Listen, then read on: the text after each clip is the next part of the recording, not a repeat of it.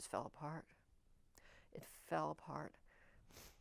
And when I said it was a horrible experience,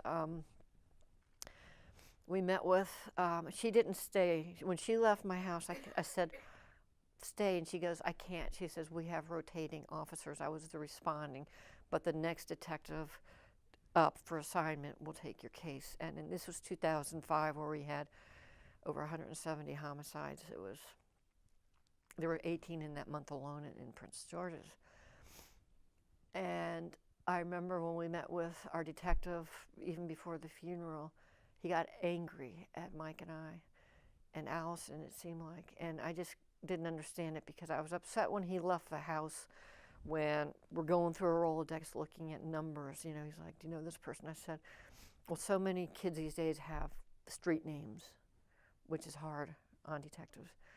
And I kept saying all the bad numbers are ones I stored upstairs, and he didn't want to look at those, and I just thought that was odd. It's just really odd.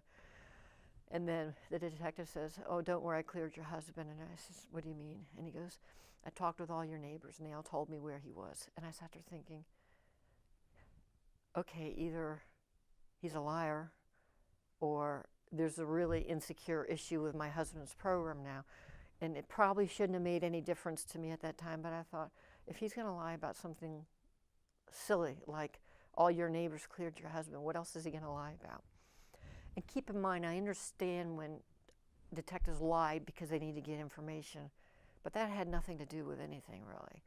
And I didn't understand that. And so when we met with him 4 days later, he told us in a very angry tone that more people had come forward in Stacy's murder than in the history of any other case in Prince George's County.